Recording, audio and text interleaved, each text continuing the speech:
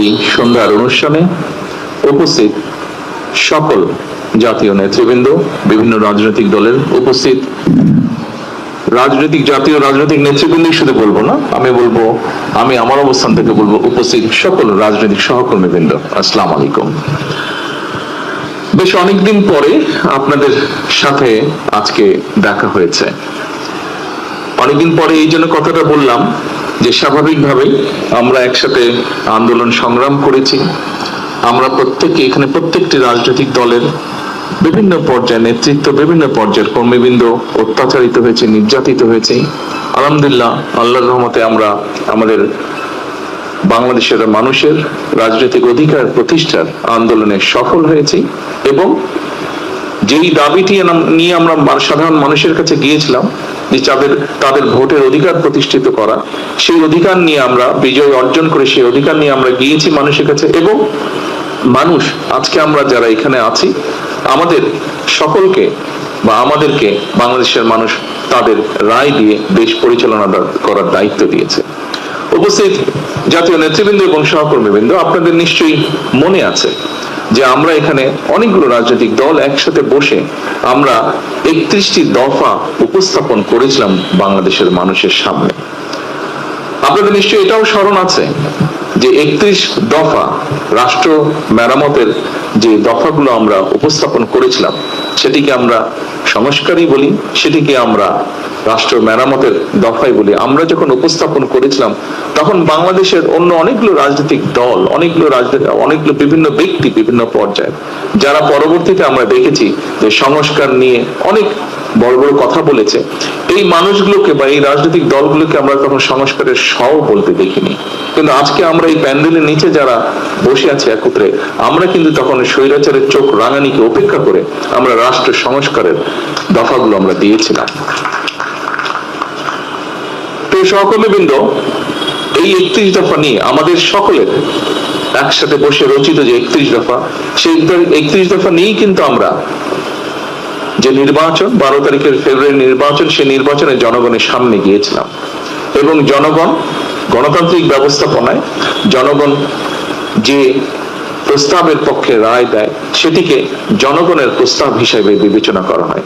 কাজে আমি ব্যক্তিগতভাবে মনে করি একজন রাজনৈতিক কর্মী হিসাবে যে 31 দফা আমরা সকলে মিলে বসে রচনা করেছিলাম বা তৈরি করেছিলাম, সেই 31 দফার পক্ষে বাংলাদেশের জনগণ রায় দিয়েছে এবং আমি মনে করি এটি এখন বর্তমানে সমগ্র বাংলাদেশের গণতান্ত্রিক জনগণের এটি 31 দফা, শুধু আমাদের রাজনৈতিক দলগুলো নয়, বরং 31 দফা বাংলাদেশের জনগণের 31 দফা হয়ে গিয়েছে এখন। প্রিয় সহকর্মীবৃন্দ, 12 তারিখের নির্বাচনে আমরা সকলে একসাথে কাজ করেছি, আমরা 12 তারিখের নির্বাচনে সফল হয়েছি।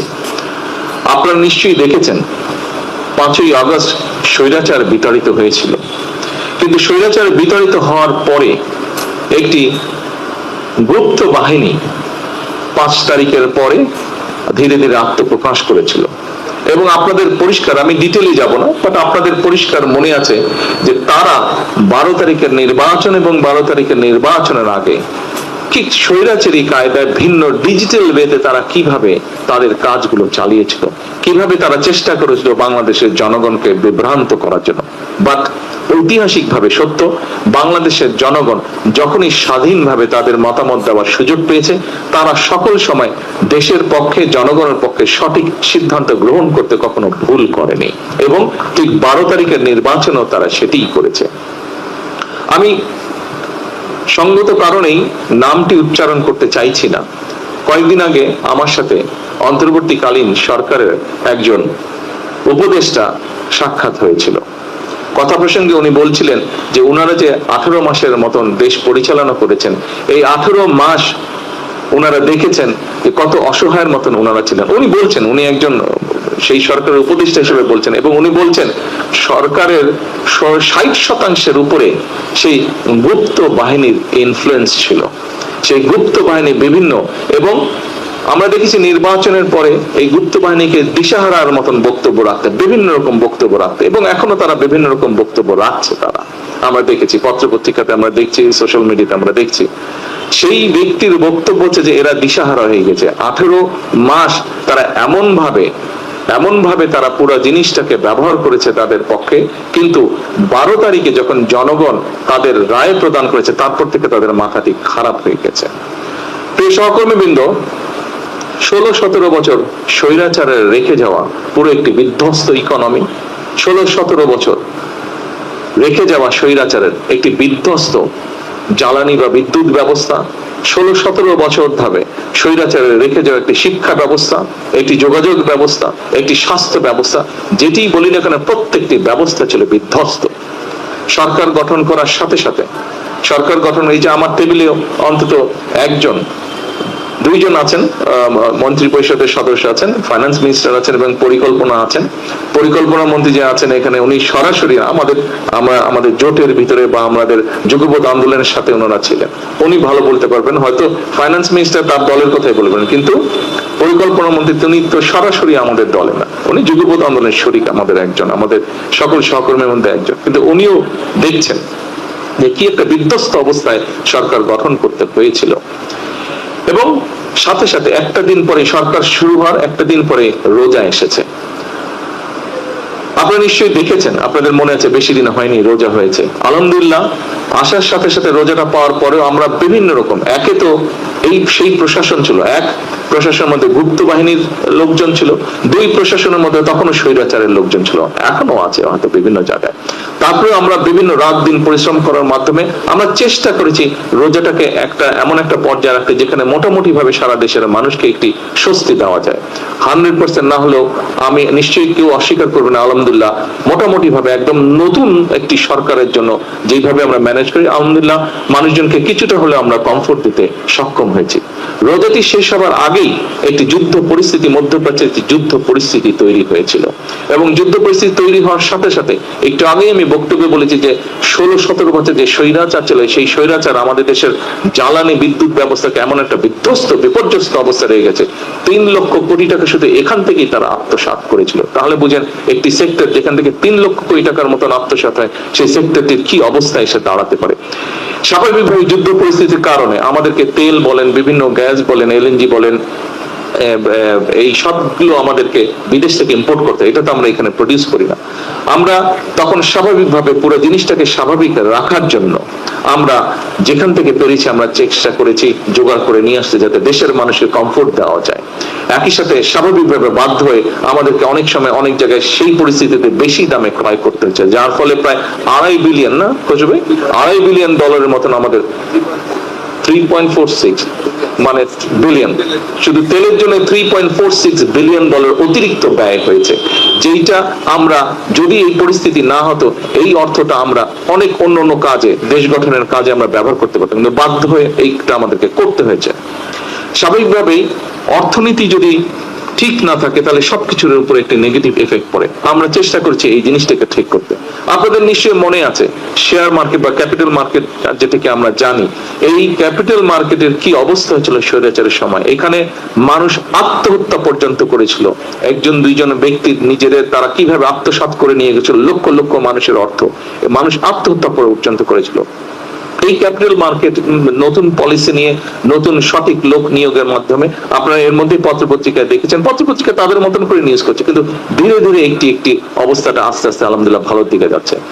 এখন এটি ফরচুনেট বা আনফরচুনেট যেটি হোক, গত কয়েকদিন ধরে আবার মধ্যপ্রাচ্য পরিস্থিতি খারাপ হয়েছে। কাজেই প্রিয় সহকর্মীবৃন্দ, আমার যে বক্তব্যটি আমি বক্তব্য দিয়েছেন, এখানে সাইফুল ভাই কিছু কথা বলেছেন, মান্না ভাই কিছু কথা বলেছেন, এখানে আমাদের দাদা কিছু কথা বলেছেন, এখানে জামাল হায়দার সাহেব কিছু কথা বলেছেন, এখানে আমি বুঝি, কিন্তু এই পরিস্থিতিটা এই জন্য আমি কাউকে দোষ দিচ্ছি না।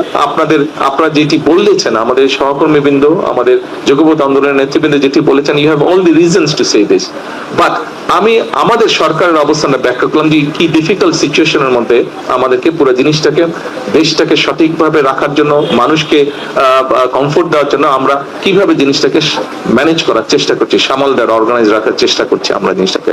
একই সাথে যেই কথাটা দিয়ে আমি শুরু করেছিলাম যে আমাদের সেই 31 দফা, আপনারা নিশ্চয়ই খেয়াল করেছেন যে 31 দফায় আমরা যে সকল কথাগুলো বলেছিলাম মানুষের পাশে দাঁড়ানোর জন্য, সামগ্রিকভাবে ডিপ্রাইভ মানুষকে, বঞ্চিত মানুষকে এম্পাওয়ার করার জন্য, শিক্ষার ক্ষেত্রে, স্বাস্থ্যের ক্ষেত্রে আমরা যে সকল কমিটমেন্ট 31 দফার মধ্যে করেছিলাম, কৃষিকে আমরা এম্পাওয়ার করার জন্য, কৃষকদেরকে এম্পাওয়ার করার জন্য যে কথাগুলো আমরা বলেছিলাম, আপনারা দেখেছেন এর মধ্যে কিন্তু সেই কাজগুলো আমরা করেছিলাম। সরকার গঠনের 1 সপ্তাহ অর্থাৎ প্রথম ক্যাবিনেট মিটিংয়ে আমরা যে মানুষকে বলেছিলাম, যে দেশের কৃষক ভাইদেরকে আমরা বলেছিলাম যে তাদেরকে 10,000 টাকা পর্যন্ত কৃষি সুদ সহ যে ঋণটি ছিল সেটি আমরা মওকুফ করব। আমরা প্রথম ক্যাবিনেট মিটিং এ এইটি আমরা আমাদের এই যে প্রমিসটা এটা আমরা রক্ষা করেছিলাম।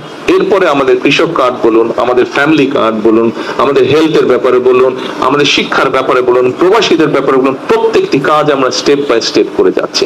তবে এখনো বিভিন্ন জায়গায় আমরা আমাদের কাঙ্ক্ষিত স্পিডে কিন্তু আমাদের কাজগুলো শুরু করতে পারছি না। আমরা শুরু করেছি, কাজগুলো আস্তে আস্তে রোল করছে কাজগুলো আমাদের, কিন্তু আমরা কাঙ্ক্ষিত স্পিড যেটি আমাদের হওয়া উচিত ছিল সেটি পাচ্ছি না। কেন? সেই সুপ্ত গুপ্ত বলুন আর স্বৈরাচার বলুন, এদের অনেক লোকজন এখনো প্রশ্ন এবং বিভিন্ন জায়গায় তারা বাধাগ্রস্ত করছে। এখানে আছে পরিকল্পনা মন্ত্রী, ওনাকে জিজ্ঞেস করুন, এখানে অর্থমন্ত্রী আছেন, জিজ্ঞেস করুন, অন্যান্য মন্ত্রী পরিষদের সদস্যবৃন্দ আছেন, ওনারাও বিষয়টি অনুভব করতে পারছেন। কাজে এরা বিভিন্ন ভাবে সমস্যা তৈরির চেষ্টা করছে, কিন্তু আমাদের সবচেয়ে বড় শক্তি হচ্ছে এই দেশের জনগণ। জনগণের সমর্থন বিএনপির সাথে আছে, জনগণের সমর্থন বিএনপি সহ সকল যুগপৎ আন্দোলনে আমরা যারা শরীকরা ছিলাম আমাদের সকলের সাথে জনগণের সমর্থন আছে। এবং আমরা যেহেতু এখানে প্রত্যেকে রাজনীতি করি, রাজনৈতিক কর্মী হিসেবে এতটুকু বলতে পারি, আমাদের শক্তি জোর থাকে জনগণের সমর্থন যখন আমাদের সাথে থাকে, এবং সেটি আলহামদুলিল্লাহ আল্লাহর রহমতে আমাদের সাথে আছে। এবং যেহেতু আমরা আপনাদের বক্তব্যে একটি ফুটেছে, আমি জানি আপনাদের কিছু মনের কষ্টের কথা আপনারা বলেছেন, তবে এটিও আপনাদের আন্তরিকভাবে ধন্যবাদ। এটিও আপনারা বলেছেন, যে সকল সহকর্মীবৃন্দ বলেছেন, দাদা এখানে বলেছেন, শাহসুখ ভাই এখানে বলেছেন, মানর ভাই এখানে বলেছেন, যে আমরা জনগণের কাছে অন্তত এই জিনিসটা নিয়ে যেতে সক্ষম হয়েছে যে আমরা চেষ্টা করছি, কাজ করছি, আমরা চেষ্টা করছি, আমরা এইটি আমরা নিয়ে যেতে সক্ষম হয়েছে। আমাদের প্রথম যে স্টেপটি সেটিতে আমার মনে হয় আমরা সফল হয়েছি। কাজেই সমস্যা কতগুলো আপনাদের সামনে তুলে ধরেছি। আমি দৃঢ়ভাবে বিশ্বাসী যে আমার সহকর্মীবৃন্দ, আমরা যারা যুগপৎ আন্দোলনে ছিলাম, আপনারা এই বিষয়গুলি কনসিডার করবেন। আপনারা যে বিষয়গুলি বলেছেন, যে কষ্টের কথা বলেছেন, অবশ্যই আমরা এটা কনসিডার করব। কিন্তু জনগণ যেই দায়িত্বটি প্রথম দিয়েছেন, নিশ্চয়ই আপনারা এই ব্যাপারে একমত হবেন। প্রথমে জনগণের ইন্টারেস্ট আমাদেরকে দেখতে হবে, প্রথমে আমাদেরকে প্রোটেক্ট করতে হবে পুরো দেশের স্বাধীনতা, দেশের সার্বভৌমত্ব, দেশের অর্থনীতি, জনগণের নিরাপত্তা, এই বিষয়গুলোকে আমাদেরকে যে কোনো ভাবেই হোক প্রথমে এইগুলোকে আমাদের প্রোটেক্ট করতে হবে। তারপরে অবশ্যই বাকি যে বিষয়গুলো আছে, আপনাদের যে বক্তব্যগুলো আছে, আপনাদের যে বিষয়গুলো আছে বলার, উপস্থাপনা আছে, সবগুলো বিষয় আমরা চেষ্টা করবো অ্যাড্রেস করতে। আমরা এতদিন একসাথে ছিলাম, কেন আমরা আপনাদেরকে ছেড়ে দেব? কোনো যুক্তি নাই। এতদিন একসাথে ছিলাম, আমরা ইনশাল্লাহ সামনের দিনেও একসাথে থাকবো। হতেই পারে চলতে গেলে মাঝে মাঝে হয়তো একটু এদিক ওদিক হতেই পারে। এত সমস্যা, প্রায় 20 কোটি মানুষের দেশ, কত রকম সমস্যা। আপনি যদি দেখেন এই ঢাকা শহর পরিষ্কার করে এখন একটা বিরাট সমস্যা হয়ে দাঁড়াচ্ছে, যেদিকে তাকাবেন ময়লা। এই পরিষ্কার করে একটা সমস্যা হয়ে দাঁড়াচ্ছে, এদিক দিয়ে পরিষ্কার করলে ওই দিক দিয়ে ময়লা করে ফেলছে, ওদিক দিয়ে পরিষ্কার করলে এদিক দিয়ে ময়লা করে ফেলছে, এই একটা অবস্থা। তাহলে চিন্তা করেন সমগ্র দেশের কি অবস্থা। অবশ্যই আপনারা এই ব্যাপারে ওয়াকিফ আছেন। আমি শুধু এতটুকু অনুরোধ করব, একটু আমাদের সকলকে ধৈর্য ধরতে হবে। কারণ খুব সময় মান্না ভাই ওনার বক্তব্যে বলেছেন যে জনগণের প্রত্যাশা অনেক, জনগণের প্রত্যাশা অনেক। সেজন্য আসুন আমরা সকলে মিলে চেষ্টা করি জনগণের প্রত্যাশাটাকে আগে আমরা অ্যাড্রেস করি। আমরা তো আছি, আমরা ছিলাম একসাথে, আমরা আছি একসাথে, ইনশাল্লাহ আমরা থাকবো একসাথে। কাজে আমাদের মধ্যে আমি মনে করি না ডিফারেন্স অফ ওপিনিয়ন হতে পারে, কিন্তু ভুল বোঝাবুঝির কোনো কারণ আমাদের মধ্যে আছে বলে আমি মনে করি না। কারণ আমাদের 31 দফার মাধ্যমে আমরা একটি জিনিস একত্রিত হয়েছি, এক জায়গায় একত্রিত হয়েছি, যে ইয়াস আমাদের উদ্দেশ্য এবং লক্ষ্য এক। যেহেতু আমাদের উদ্দেশ্য এবং লক্ষ্য এক, কাজে আমাদের মধ্যে ভুল বোঝাবুঝির হতে পারে না। হয়তো 31 দফার একটি দফা কিভাবে বাস্তবায়ন করবো এই ব্যাপারে আপনার একটা মত থাকতে পারে, আমার একটি মত থাকতে পারে, এখানেই হয়তো কিছুটা ভিন্নতা থাকতে পারে, কিন্তু আমাদের মধ্যে কোনো বিভেদ নেই। কাজে আমাদের মধ্যে যদি কোনো বিভেদ না থাকে, আমরা নিশ্চয়ই আমাদের 31 দফার আলোকেই হোক এবং একই সাথে জুলাই সনদের আলোকেও আমরা ইনশাল্লাহ দেশকে সামনের দিকে এগিয়ে নিয়ে যাব।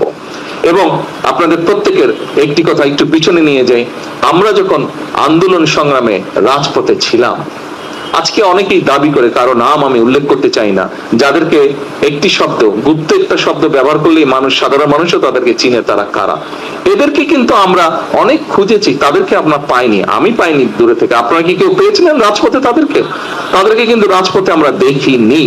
বিভিন্ন সময় তাদেরকে দেখেছি, যারা পালিয়ে গেছে এই দেশ থেকে তাদের সাথে বিভিন্ন ভাবে আমরা দেখেছি, কিন্তু রাজপথে আমরা দেখিনি। দেখেছি শেষের দিকে এসে কিছুটা আমরা তাদেরকে দেখেছি, শেষের দিকে তারা কিছু জায়গায় তাদেরকে দেখেছি, কিন্তু 17 বছর বিভিন্ন জায়গায় আমরা তাদেরকে দেখিনি। কাজে প্রিয় নেতৃবৃন্দ, সেজন্যই দেশের মানুষ আমাদের উপরই আস্থা রেখেছে, যে ঠিক আছে এরাই দেশকে নিয়ে যেতে পারবে। এটি আমি দৃঢ়ভাবে বিশ্বাস করি। আসুন দেশের মানুষের সে আস্থা ধরে রাখার জন্য আমাদেরকে যে কোনো মূল্যে ঐক্যবদ্ধ থাকতে হবে। দেশের মানুষের আস্থা ধরে রাখার জন্য আমরা সকলে এক কাজ করব। কারণ ওই যে কথা একটি, জনগণের প্রত্যাশা আমাদের কাছে, জনগণ প্রত্যাশা নিয়ে আমাদেরকে দায়িত্ব দিয়েছে। আসুন আগে আমরা দায়িত্বটা পালন করি, তারপরে আমরা নিজেদেরকে নিয়ে ভাবি, আগে জনগণের কথা ভাবি। পরিশেষে আবারও আপনাদের সকলকে আজকে এখানে কষ্ট করে আসার জন্য আন্তরিকভাবে আমি আমার পক্ষ থেকে এবং আমার দলের পক্ষ থেকে এবং আমার সরকারের পক্ষ থেকে আপনাদেরকে আন্তরিকভাবে আমি শুভেচ্ছা এবং ধন্যবাদ জানাচ্ছি। ইনশাআল্লাহ এটি শেষ না, এটি শুরু। আমরা এটাকে ইনশাআল্লাহ কন্টিনিউ করব। আসসালামু আলাইকুম। আমাদের স্টার্টআপগুলো স্টার্টআপ, কিন্তু এটাকে স্কেল আপ করতে হবে। কথার অর্থ হচ্ছে 2 বছর পরে তারা সবাই চলে গেছে তা না, 20 বছরের প্ল্যান নিয়ে 20 বছরে তাদের গ্রোথ বাড়াতে হবে। আমরা পাঠাও বানিয়েছি উবার দেখে, কিন্তু এবার আমাদের নিজেদের উবারের কনসেপ্ট আনতে হবে, যেটা পৃথিবীর অন্যান্য দেশ সেটাকে ফলো করবে। মাননীয় প্রধানমন্ত্রী এবং উপস্থিত সুধীবৃন্দ, আসসালামু আলাইকুম, শুভ সকাল। আমি মোহাম্মদ মুস্তাফা হোসেন। আমি বুয়েট থেকে গ্র্যাজুয়েশন করে বর্তমানে পার্ডু ইউনিভার্সিটিতে অধ্যাপক হিসেবে আছি এবং সেমিকন্ডাক্টর টেকনোলজিতে গত 25টা বছর কাজ করে আসছি। আমরা আজ এখানে শনিবার দিন সকালে এসেছি, এটা ছুটির দিন, কারণ আমরা আমাদের দেশটাকে ভালোবাসি। আমরা যদি খেয়াল করে দেখি তাহলে দেখব যে আমাদের দেশের প্রতিটি প্রজন্ম এই দেশটির জন্য কিছু না কিছু করার চেষ্টা করে গেছে। একটি প্রজন্ম তার জীবনের বিনিময়ে আমাদের জন্য স্বাধীনতা এনে দিয়েছে। আমাদের কৃষক সমাজ, শীত হোক, গ্রীষ্ম হোক, বর্ষা হোক, আমাদের জন্য ফসল ফলিয়ে যাচ্ছে। আমাদের গার্মেন্টস শিল্পীরা আমাদের দেশের জন্য শুধু রেভিনিউ আনছে না, আমাদের দেশকে গার্মেন্টসের জন্য পুরো বিশ্বে তুলে ধরেছে।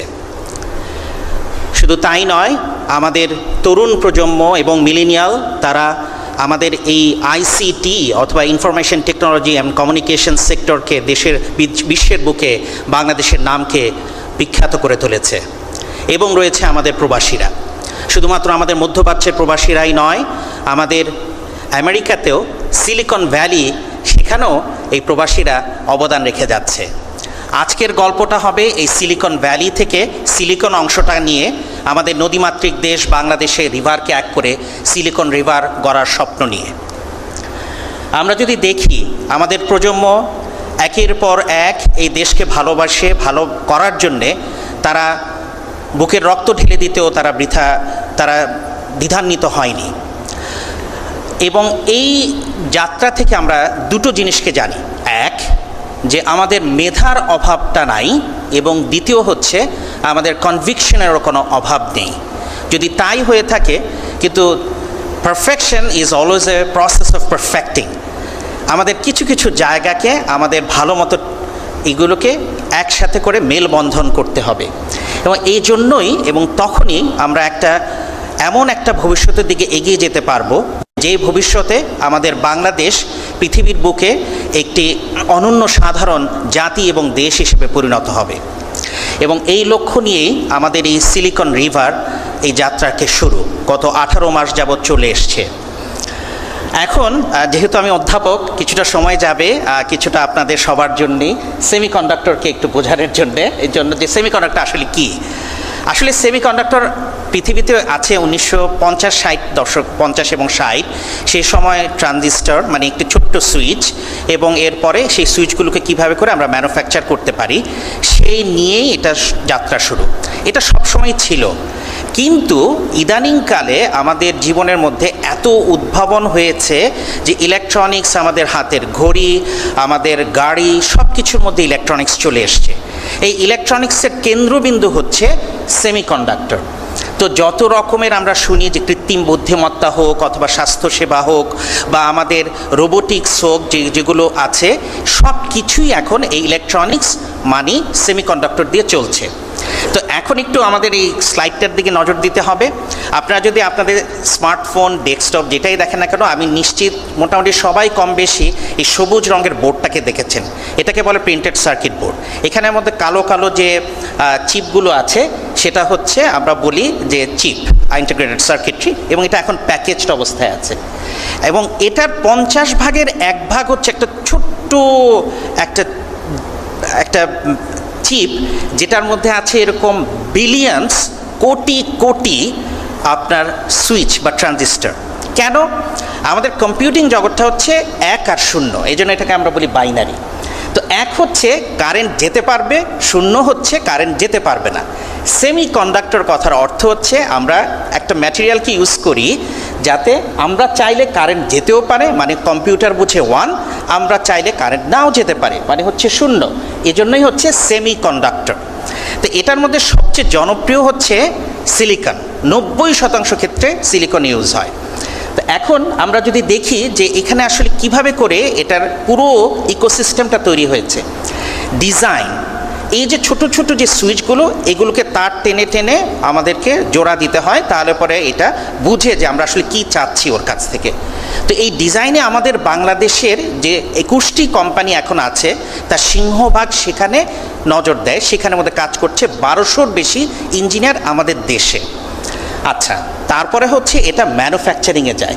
তো ম্যানুফ্যাকচারিং হচ্ছে যে ফিজিক্যালি জিনিসটাকে তৈরি করতে হবে, তারপরে হচ্ছে যে সেটাকে নিয়ে একটা ছোট্ট প্যাকেজের মধ্যে ঢোকাতে হবে। তো সেটা যখন হয় সেটা হচ্ছে প্যাকেজিং। আর এই পুরো সিস্টেমটাকে যে সাপোর্ট দেয় একটা কেমিক্যাল, একটা গ্যাস, যত রকমের ম্যাটেরিয়াল, সেটাকে আমরা বলি সাপ্লাই চেইন। তো এগুলো যখন তৈরি হয়ে যায় তখন বড় বড় কোম্পানিগুলো এগুলোকে আমাদের কাছে গ্যাজেট বা ডিভাইস হিসেবে এনে দেয়। তো এই হচ্ছে ইকোসিস্টেম। আমরা যদি চারিদিকে তাকায় দেখি তাহলে পরে দেখব যে আমাদের দেশের অবস্থাটা কোথায় এখন। আমাদের ডিজাইনে অনেক কাজ হচ্ছে, আমাদের কিছু কিছু কাজ এখন টেস্টিংয়ে শুরু হয়েছে, মানে হচ্ছে প্যাকেজিংয়ের ওই অংশটায়, এবং আমরা এমবেডেড সিস্টেমসেরও কিছু কাজ হচ্ছে। আজকে আপনারা যখন এখানে যাবেন তখন দেখবেন যে ওনারা সবাই এসছেন, কিন্তু আমরা এর উপরে আরেকটা কাজ করতে যাচ্ছি। দেখেন, সেটা হচ্ছে আমাদের যে 6.5 কোটি তারুণ্য, তাদেরকে মবিলাইজ করা। আজকে আপনারা দেখবেন, আপনারা অনেক সময় দেখেন তাদের উদ্ভাবনী, কিন্তু এবার আমরা তাদের উদ্ভাবনীকে আরেকটু দূরে ঠেলে দিচ্ছি। বলেছে এবার আমরা যদি তোমরা ভালো করতে পারো তাহলে ইনশাল্লাহ পৃথিবীর সবচেয়ে বড় যে কনজিউমার ইলেকট্রনিক্স শো হয় লাস ভেগাসে, এটা হবে আগামী বছরের 6 থেকে 9 জানুয়ারি। পৃথিবীতে একটা মাত্র প্রতিষ্ঠান বা বলা যায় যে যাদের একাডেমিক, তারা ওই কনজিউমার ইলেকট্রনিক্স শোতে বেস্ট ইনোভেশন অ্যাওয়ার্ড, সেটা আলহামদুলিল্লাহ আমার গ্রুপ হয়েছিল একাডেমিক। এর বাইরে সবসময় ইন্ডাস্ট্রি। ওই সময় আমার স্বপ্ন ছিল যে বাংলাদেশকে যেতে হবে। এখন পর্যন্ত 117টা দেশ এই কনজিউমার ইলেকট্রনিক্স শোতে নিজেকে রিপ্রেজেন্ট করে। যদি ইনশাল্লাহ সব ঠিকই থাকে তাহলে আমরা এবার প্রথমবারের মতো যাব সেখানে, বাংলাদেশ ইনোভেটস নামে। এবং আজকে আপনারা যা দেখবেন তার মধ্যে থেকে বাছাইকৃত 10টি তারা ওখানে যে তাদের এটা প্রদর্শন করবে। কেন? 70,000-এর মতো পৃথিবীর বিভিন্ন দেশের মানুষ, টেকনোলজিস্ট, স্কাউটিং, ইনভেস্টর, তারা এখানে আসে। আমরা চাই আমাদের ট্যালেন্টকে তারা দেখুক। যদি তাই হয়ে থাকে, এই বাংলাদেশকে নিয়ে আমাদের স্বপ্ন দেখার পিছনে কিছু কারণ আছে। প্রতি বছর 20,000 ছেলেমেয়ে আমাদের electrical engineering, computer science, physics এই ধরনের স্টেম থেকে পাশ করছে। তাদের ভাষা হচ্ছে, তারা যখন শিখছে ইংরেজি, এবং তারা 120 ক্রেডিট আওয়ারের মতো কমপ্লিট করে। আমি আমেরিকা শিক্ষা ব্যবস্থা এবং এখানে দুটো থেকে জানি, একসময় আমি সৌদি আরবে ছিলাম, যে আমরা একদমই ওয়ার্ল্ড স্ট্যান্ডার্ডেই আছি। আমাদের অবশ্যই সবসময় আরও উন্নতি করতে হবে। আপনারা হয়তো জানেন না, আমেরিকার প্রথম 5টা MIT, Stanford, Berkeley, Caltech, Purdue এবং জর্জিয়া থেকে 10 জন বাংলাদেশি বংশোদ্ভূত অধ্যাপক আছে। 7 জন সেমিকন্ডাক্টরে কাজ করে, এবং 7 জনের মধ্যে অন্তত 3 জনকে সবাই এই যারা গ্লোবাল ইন্ডাস্ট্রি তারা জানে। এরপরে হচ্ছে 3000-এর বেশি আমাদের প্রবাসী বাংলাদেশিরা শুধু আমেরিকাতেই সেমিকন্ডাক্টরে কাজ করে আসছে। তাদের আজকে অনেকেই এখানে উপস্থিত আছে। তো 1000-এর উপরে প্যাটেন্ট, এই মানুষগুলো তারা বাংলাদেশি, তারা লিড ইনভেন্টর হিসেবে আছে। তাহলে পরে আমরা কেন পিছিয়ে থাকবো? দেয়ার ইজ নো, আমাদের কোনো কারণই নেই পিছিয়ে থাকবার। আমাদের যারা বিজনেস কমিউনিটি তাদের আপনারা যে আসার সাথে সাথে যে বাজেটে 1% বা তার কম করে দিয়েছেন শুল্ক, এটা একটা অসাধারণ স্টেপ এবং আমি মনে করি যে এটা একটা অবশ্যই তালি পাওয়ার উপযোগী। আমার বক্তৃতা না পাক, কিন্তু এইটা তালি পাবে। তো এইখানে আমাদের এখন সময় এসছে আমাদের একাডেমির জন্য এটাকে 0% করা হোক। একাডেমির জন্য ট্রেনিং পারপাসে আমাদের যারা বিজনেস কমিউনিটি আছে তাদেরকে এই ধরনের শুল্ক, তারপর ওয়ান স্টপ সার্ভিস, এয়ারপোর্ট সুবিধা, এই ধরনের সুযোগ সুবিধাগুলো দেওয়া হলে, যেমন আমরা কোরিয়াতে গেলাম, আমরা তখন আমাদের রোড শোতে আমরা ওখান থেকে শিখে এসে আমরা আমাদের যে আপনাদের এখন যে প্ল্যান চলছে সেগুলোর মধ্যে আমাদের সেমিকন্ডাক্টরকে নিয়ে আসলাম। তো আমরা এই জন্য দাঁড়িয়ে আছি যে কীভাবে করে এগুলোকে আনা যায়। আর শেষ হচ্ছে আমাদের যে ডায়াসপোরা, তাদের জন্য যে ব্রেইন গেইন আমরা বলি, যে সেটা কথাটা হচ্ছে যে আগে শুনতাম ব্রেইন ড্রেইন, এখন কিন্তু ব্রেইন সার্কুলেশনও হয়, কিন্তু আমরা এখন ব্রেইন গেইন করতে চাচ্ছি। এদেরকে সাথে নিলে পরে যেটা হবে সেটা হচ্ছে আমাদের সরকার, রাষ্ট্র, পলিসি, ইনফ্রাস্ট্রাকচার এই সাপোর্টটা দিবে। আমাদের ইন্ডাস্ট্রি তাদের ইনভেস্টমেন্টের মাধ্যমে তারা যে কাজ জোগাড় করে এনে নতুন কাজ, নতুন শিল্প তৈরি করে বিশ্বের কাছে নিয়ে যাবে।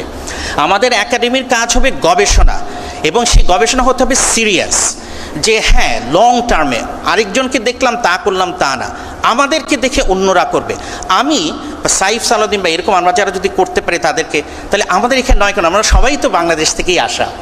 আমাদের যে ডায়াসপোরা তারা এই গাইডলাইনটা দিবে, আর আমাদের ইউথ তারা মুখিয়ে আছে একটা পারপাসের জন্য, তারা এটার জন্য ঝাঁপিয়ে পড়বে। যদি তাই হয় তাহলে ইনশাল্লাহ আমরা একটা বাংলাদেশ গড়তে পারবো, সেটা হচ্ছে নেশন অফ ইনোভেশন। আপনাদের সবাইকে ধন্যবাদ।